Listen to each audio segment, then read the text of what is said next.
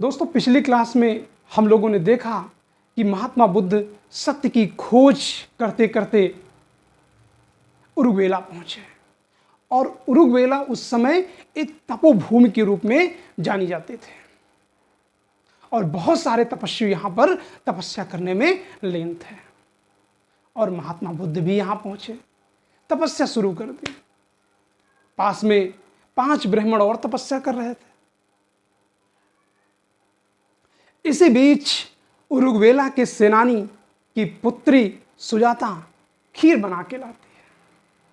महात्मा बुद्ध उस खीर को देखकर निश्चित रूप से उनको शाही भोजन की याद आई होगी। सोचा होगा कि कई वर्ष बीत चुके हैं ऐसे भोजन के खाए हुए, चलो क्यों ना इसको ग्रहण कर लेते हैं। इसको आप इस तरीके से भी समझ सकते हैं कि सुजाता की मान मर्यादा को रखने के लिए महात्मा बुद्ध ने उस खीर को ग्रहण कर लिया और जैसे ही उस खीर को ग्रहण किया, पास में जो 5 अन्य ब्राह्मण तपस्या कर रहे थे, उन्होंने सोचा ये तो अब पथ भ्रष्ट हो चुके हैं और इनका साथ छोड़ देना चाहिए, नहीं तो हम लोगों का भी पथ भ्रष्ट कर देंगे। वो 5 ब्राह्मण उरुग्वेला से सारनाथ चले आए, ऋषिपत्तन चले आए। सारनाथ का ही नाम ऋषिपत्तन है। और महात्मा बुद्ध ने भी उरुग्वेला को छोड़ दिया और छोड़ के गया पहुंच गए। दोस्तों आप जानते हैं कि गया में महात्मा बुद्ध को ज्ञान प्राप्त होता है, उसके बाद बौद्ध धर्म का प्रचार प्रसार करते हैं। तो दोस्तों इस क्लास में आज हम लोग बात करेंगे बौद्ध धर्म के प्रचार प्रसार के बारे में कि महात्मा बुद्ध ने कैसे कैसे कहाँ कहाँ पे गए। तो दोस्तों ये क्लास जो है आपको IAS, PCS, lower PCS, RO, ARO, PGT, TGT और UGC, नेट JRF, इसके साथ साथ असिस्टेंट प्रोफेसर के लिए ये क्लास बहुत ही महत्वपूर्ण है। दोस्तों ये क्लास अगर आपको अच्छी लगे तो मेरे चैनल को सब्सक्राइब करना ना भूलें और अपने दोस्तों को शेयर जरूर करें ताकि हम फिर एक अगली वीडियो लेके आ सकें। तो जितने भी क्वेश्चन यहाँ पर हैं उन सारे क्वेश्चनों को हम लोग एक एक करके डिस्कशन करेंगे। चलिए देखते हैं। तो दोस्तों बौद्ध धर्म के इस टॉपिक में हम लोग बात कर रहे थे बुद्ध का जीवन परिचय, और जीवन परिचय से संबंधित है बौद्ध धर्म के ज्ञान प्राप्ति और उसका प्रचार प्रसार करना। तो इसी टॉपिक पे फिर ये क्लास हमारी होने जा रही है। तो देखते हैं। बुद्ध ने भी उरुग्वेला छोड़ दिया और कहाँ पहुँच गए? गया पहुँच गए। और जब गया पहुँचे वहाँ पर अश्वत्थ वृक्ष कहते हैं पीपल के वृक्ष को, ठीक है ना, ये पूछ लिया जाता है। पीपल के वृक्ष के नीचे तपस्या आरंभ की और तपस्या के 49वें दिन, ये ध्यान रखना कौन सा दिन है? 49वां दिन। कौन सा है? वैशाख पूर्णिमा। जन्म भी वैशाख पूर्णिमा को हुआ था, पूर्णिमा को, और ज्ञान प्राप्ति भी वैशाख पूर्णिमा को हुआ था और महात्मा बुद्ध की मृत्यु भी यानी महापरिनिर्वाण भी वैशाख पूर्णिमा को ही होगी। तो 35 वर्ष की अवस्था, यानी जब ज्ञान प्राप्त हुआ तो इनकी आयु कितनी थी? 35 वर्ष। बुद्ध को ज्ञान प्राप्त हुआ और बौद्ध ग्रंथों में ज्ञान प्राप्त की घटना को शंबोधि के नाम से जाना जाता है। क्या ये पूछा जाता है कि महात्मा बुद्ध को जो ज्ञान प्राप्त हुआ उसको किस नाम से जाना जाता है? यह पूछ लिया जाता है कि संबोधि क्या है? तो ज्ञान प्राप्त होना क्या है? संबोधि है। अब बुद्ध क्या कहलाए? ज्ञानी कहलाए, यानी तथागत, यानी वस्तुओं के वास्तविक स्वरूप को जानने वाले। और 45 वर्ष तक इन्होंने क्या किया? धर्म का प्रचार प्रसार करना।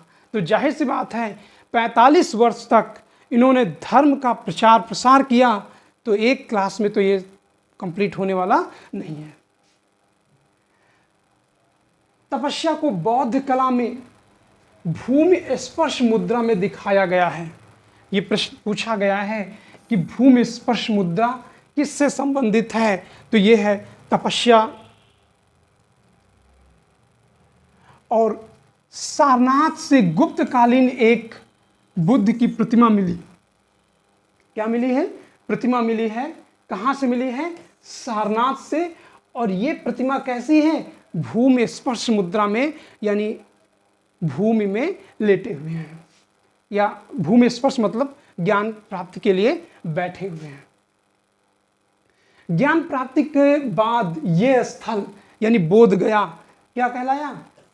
बोध यानी ज्ञान प्राप्ति का स्थल कहलाया।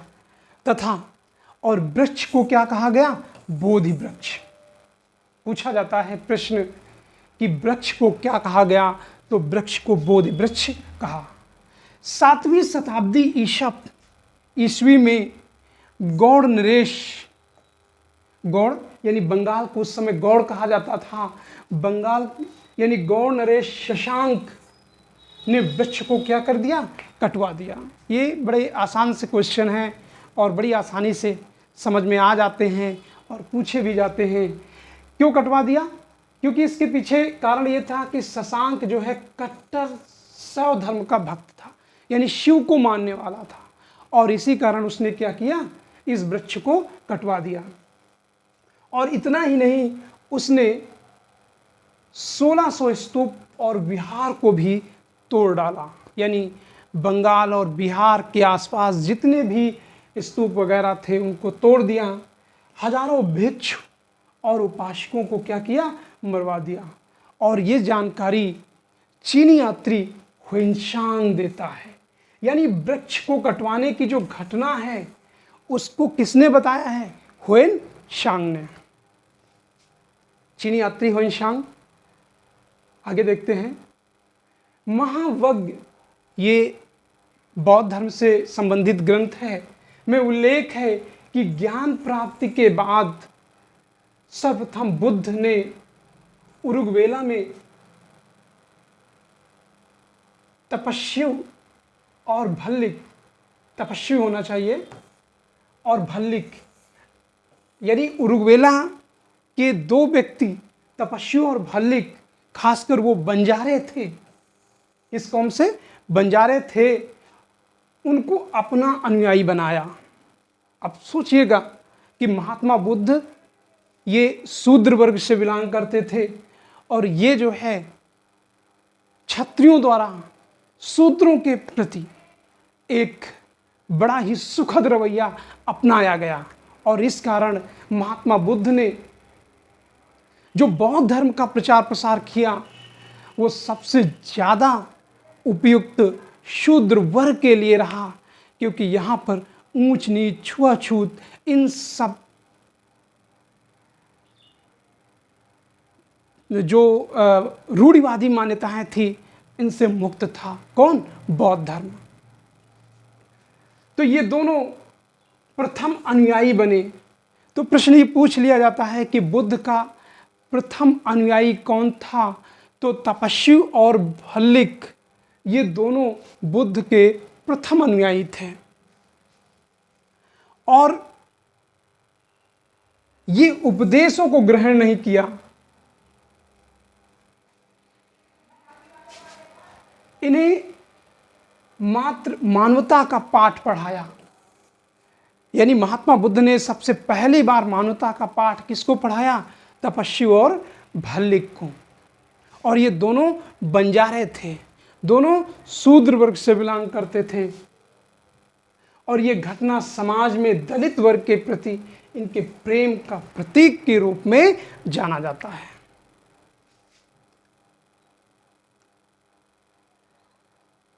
गया में ही आजीवक भिक्षु उपक, पूछा जाता है उपक से बुद्ध की भेंट कहाँ पर हुई थी? तो वो कहाँ पे हुई थी? गया में बुद्ध की भेंट हुई। इसके बाद बुद्ध गया से कहाँ पहुँचे? ऋषिपत्तन चले गए। ऋषपत्तन या इसी को हम सारनाथ कहते हैं या इसी को मृगदांव भी कहते हैं। और जाहिर सी बात है ये कहाँ है? उत्तर प्रदेश के वाराणसी जिले के करीब 15 किलोमीटर मुख्यालय के 15 किलोमीटर दूर पर स्थित है। कौन सा? सारनाथ। यहां बुद्ध ने पांचों ब्राह्मणों को देखकर निर्णय, दरअसल में जब महात्मा बुद्ध यहां पहुंचे तो पांचों ब्राह्मणों ने कहा, देखिए ये वही व्यक्ति है जो सुजाता द्वारा खीर को ग्रहण कर लिया था, अब इससे बात नहीं करना है। लेकिन पांचों ब्राह्मण महात्मा बुद्ध से प्रभावित हुए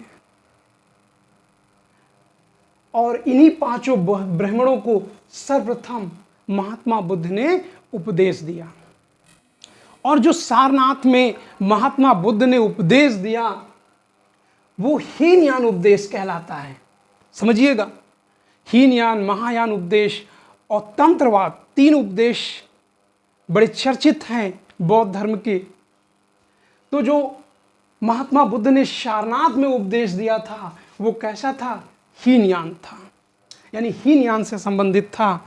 बौद्ध कला में इन पांचों ब्राह्मणों को दाना चुगाते हुए दिखाया गया है, यानी ये हंस के रूप में इनको इंगित किया गया है और इनको महात्मा बुद्ध दाना चुगा रहे हैं, यानी पांचों ब्राह्मणों को उपदेश दे रहे हैं। तो प्रश्न कैसे पूछा जाता है? प्रश्न इस तरीके से पूछा जाता है कि बौद्ध कला में हंस को चुगाते हुए किसका प्रतीक है? तो धर्म चक्र प्रवर्तन का प्रतीक है। और ये घटना यानी उपदेश देना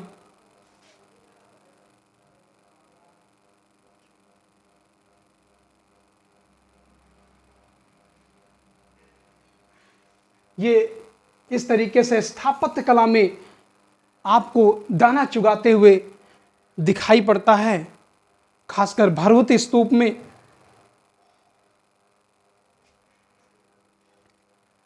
दिखाया गया है। ये घटना चक्र धर्म चक्र प्रवर्तन कहलाया और बौद्ध कला में मृग सहित चक्र दिखाया गया है। ये बौद्ध धर्म का चक्र चलना प्रारंभ हुआ, यानी महात्मा बुद्ध ने जो बौद्ध धर्म का प्रचार प्रसार किया, जो पहली बार पांचों ब्राह्मणों को उपदेश दिया, उसी को धर्म चक्र चलने के रूप में, यानी धर्म रूपी पहिया आगे बढ़ने के प्रतीक के रूप में जाना जाता है। बुद्ध का सारनाथ में दिया गया उपदेश ही हीनयान था, ठीक है ना। और एक है महाराष्ट्र के रत्नागिरी में गिरकूट पर्वत पर जो उपदेश दिया गया उसको द्वितीय धर्म चक्र प्रवर्तन कहा जाता है। तो ये ध्यान रखिएगा, प्रथम धर्म चक्र प्रवर्तन, द्वितीय धर्म चक्र प्रवर्तन और तृतीय धर्म चक्र प्रवर्तन, यानी तीन नाम आते हैं। तो दूसरा कहाँ है? महाराष्ट्र में। पहला कहाँ है? उत्तर प्रदेश के वाराणसी जिले में सारनाथ में है। दूसरा महाराष्ट्र के रत्नागिरी जिले में गिद्धकूट पर्वत पर है, और जो गिद्धकूट पर्वत पर है उसी को द्वितीय धर्म चक्र प्रवर्तन कहा गया। जबकि तीसरा धर्म चक्र प्रवर्तन आंध्र प्रदेश के कटक में हुआ और यही बौद्ध तंत्र शास्त्र का उद्गम माना जाता है। तो जो तीसरा है ये किससे? बौद्ध तंत्र से, यानी तंत्र शास्त्र, जादू टोना, इनका उत्पन्न माना जाता है। आगे हम लोग बात करते हैं। महात्मा बुद्ध सारनाथ से काशी आए। कहाँ से? सारनाथ, यानी पांचों ब्राह्मणों को उपदेश देने के बाद घूमते घूमते कहाँ पहुँच गए? काशी। अब काशी पता है कि दोनों के बीच की दूरी में लगभग 15 किलोमीटर की दूरी है। काशी आए और यहाँ श्रेणी पुत्र यश से मिले और उन्हीं के यहाँ रुके। उनके माता पिता, पत्नी और चार परम मित्रों को क्या बना दिया? बुद्ध ने शिष्य बना दिया। बुद्ध के पास इनके साथ 50 अन्य साथी भी थे और इस तरीके से बुद्ध के पास टोटल 60 भिक्षु काशी में हो गए। यानी बोध गया से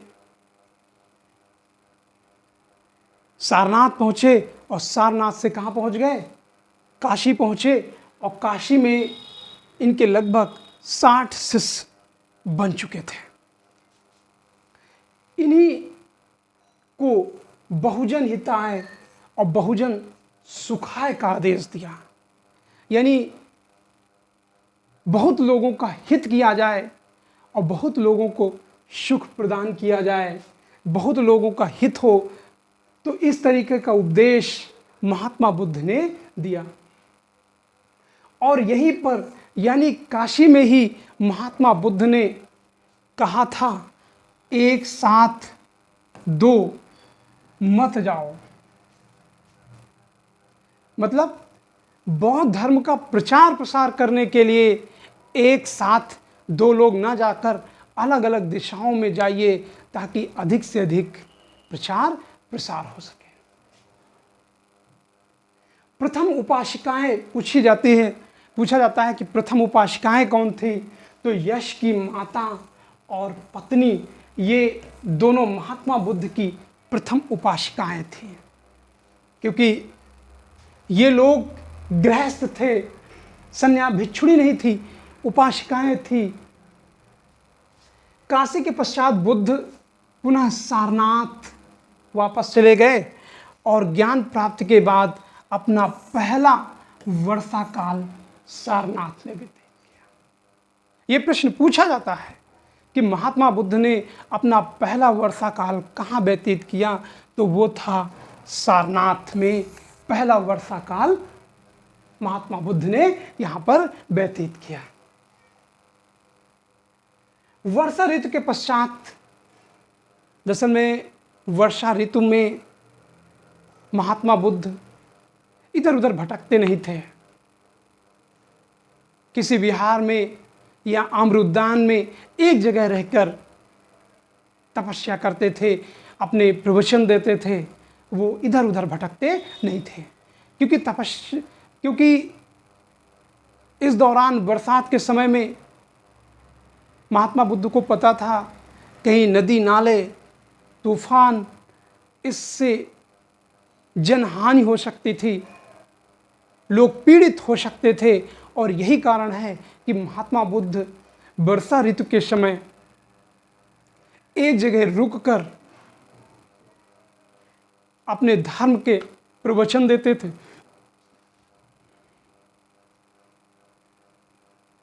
और इसीलिए पूछा जाता है कि पहला वर्षा काल उन्होंने कहाँ व्यतीत किया? तो पहला वर्षा काल सारनाथ में व्यतीत किया। वर्षा ऋतु के पश्चात ऋषपत्तन यानी सारनाथ उरुग्वेला के बीच में 30 व्यक्ति इनको और मिल गए। और इन तीनों का जो नेता था उसका नाम था भद्र था। और इन सबको बुद्ध ने अपना अनुयायी बना लिया, यानी शिष्य बना लिया। बुद्ध ने इनको अपना शिष्य बना लिया और यही क्या कहलाए? भद्रवर्गी कहलाए। तो प्रश्न पूछा जाता है कि भद्रवर्गी कौन थे? तो भद्रवर्गी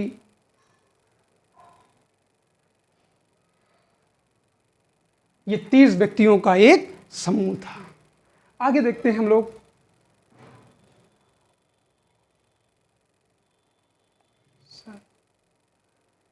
रिपीट हो गया है ये। उरुग्वेला तपोभूमि में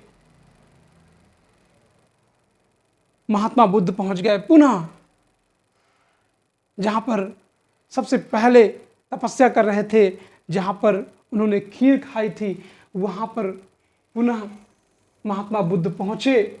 और यहाँ पर कश्यप बंधु यानी कई लोग तपस्या कर रहे थे, ब्राह्मण थे। इनमें से 3 थे मुख्य कश्यप, इनके 500 शिष्य थे। नदी कश्यप, इनके 300 शिष्य थे, गया कश्यप इनके 200 शिष्य थे। टोटल कितने? 1000 शिष्य महात्मा बुद्ध की शरण में आ गए। यानी सबको इन्होंने क्या किया? अपना अनुयायी बना लिया। उरुग्वेला से ही बुद्ध कहाँ पहुंच गए? राजगृह पहुंच गए। और राजगृह इस समय एक राजनीतिक केंद्र था। और जब यहां पर पहुंचे तो मगध के शासक इस समय कौन था? बिंबिसार था। और उसने दूसरी बार भेंट की और बिंबिसार ने क्या किया? अपने हाथों से बुद्ध को खाना खिलाया, भोजन करवाया और उनका सम्मान किया। और बिंबिसार ने बुद्ध को उनकी श्रद्धा स्वरूप क्या दिया? वेरुवन विहार। पूछा जाता है कि वेरुवन विहार किसने दिया? तो बिंबिसार ने बुद्ध को वेरुवन विहार दिया। यानी ये आम का बगीचा था और जो कहां पर स्थित था? राजगृह में। वेरुवन विहार प्राप्त होने वाला, वैसे कई सारे विहार महात्मा बुद्ध को मिले, लेकिन उनमें सबसे पहला कौन सा था? वेरुवन विहार। तो प्रश्न इस तरीके से पूछा जाता है कि महात्मा बुद्ध को मिलने वाला प्रथम विहार कौन सा था? तो वेरुवन विहार महात्मा बुद्ध को मिलने वाला सबसे प्रथम पहला विहार था। यहीं पर बुद्ध ने दूसरा, तीसरा और चौथा वर्षा काल व्यतीत किया। कहां पर? वेरुवन विहार में। और ये वेरुवन विहार कहां था? राजगृह में। लेकिन यहां के निवासियों ने बिंबिसार से शिकायत कर दी। यहां के निवासियों ने बिंबिसार से शिकायत कर दी और कहा कि यदि बुद्ध को न रोका गया तो आने वाले समय में राजा को सिपाही मिलना मुश्किल हो जाएगा और स्त्रियों के लिए पुरुष नहीं बचेंगे। यानी ज़्यादातर लोग सन्यासी हो जाएंगे। इस तरीके से बिंबिसार ने ये बात तो सुना, लेकिन इसको अनसुना कर दिया। उसके बाद श्रावस्ती पहुंचे। श्रावस्ती का एक प्रमुख श्रेष्ठी यानी व्यापारी सुदस्त था। सुदस्त अनाथ पिंडक। और अनाथ पिंडक ने भी क्या किया? बुद्ध से शिक्षा ग्रहण किया। और आपको पता होना चाहिए कि बुद्ध से शिक्षा प्राप्त करने के बाद अनाथ पिंडक ने, क्योंकि बहुत धनाढ्य व्यापारी था, उसने जेत के राजकुमार से, कहाँ के? जेत स्थल है, जेत के राजकुमार से जितवन विहार 18 करोड़ में खरीदा। यानी उस समय का सबसे महंगा जितवन विहार था। और यह कहा जाता है इसको खरीदने के लिए अनाथ पिंडक ने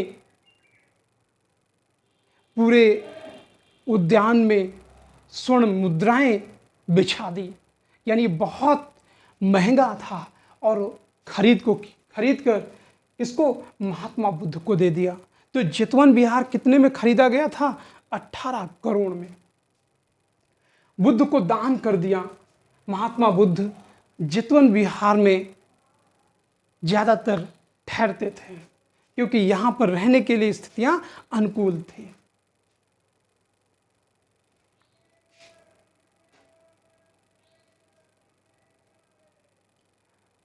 श्रेष्ठी अनाथ पिंडक ने राजगृह के सीतावन में, ध्यान दीजिएगा, शिक्षा ग्रहण किया था। तो सीतावन कहाँ पर है या सीतावन किससे संबंधित है?